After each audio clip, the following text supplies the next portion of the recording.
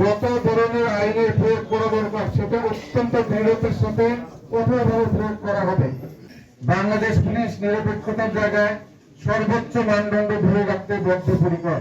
অনুমান 1,60,000 পুলিশ নির্বাচন সংক্রান্ত প্রশিক্ষণ গ্রহণ করেছে, যেটা হচ্ছে নির্বাচনী দায়িত্ব সুষ্ঠুভাবে সম্পাদনের লক্ষ্যে বাংলাদেশের পুলিশের দক্ষতা সক্ষমতা বৃদ্ধি সংক্রান্ত প্রশিক্ষণ, যেটি আমাদের এখানে সম্পন্ন হয়েছে। আমাদের এখানে 1350 জন পুলিশ সদস্য ঝিনাইদহ জেলা পুলিশের এই ট্রেনিং থেকে তারা গ্রহণ করেছে। এই ট্রেনিংটা প্রশ্ন হচ্ছে যে এই ট্রেনিংটা কেন আমাদের দায়িত্ব স্বাধীনতার পর থেকে পালন করছি। হচ্ছে একটা জনগণের আশা আকাঙ্ক্ষার প্রতিফলন হওয়ার কথা। তারা তাদের বৈধ প্রতিনিধিকে নির্বাচন করবেন, তারা তাদের কাছের মানুষকে, তারা তাদের উন্নয়নের জন্য যাকে ভালোবাসবেন, মনে করবেন যিনি উন্নয়ন করতে পারেন তাকে ভোট দিবেন। তো সেই জায়গাটা মানে বিগত দিনগুলোতে আমরা শারীরিকভাবে সঠিকভাবে করতে পারি না।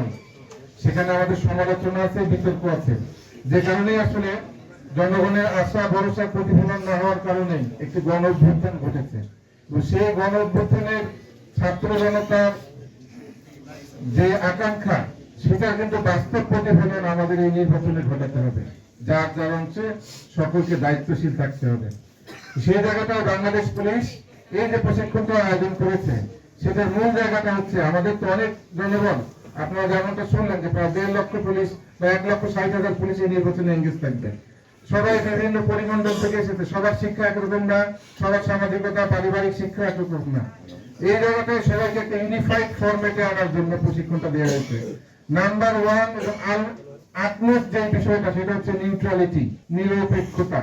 কোন একটা রাজনৈতিক দলের প্রতি আমার কোনো বিশেষ অনুরাগ নাই, আমাদের কোনো বিশেষ অনুরাগ নাই, কারোর প্রতি আমাদের বিশেষ বিরাগ নাই। মূল যে কথাটা বলা সেটি হচ্ছে নিরপেক্ষতার জায়গায় সর্বোচ্চ অবস্থা ধরে রাখা। সেটা আমরা নিঃসন্দেহে এই নির্বাচনে বাস্তবায়ন করতে যাচ্ছি ইনশাল্লাহ।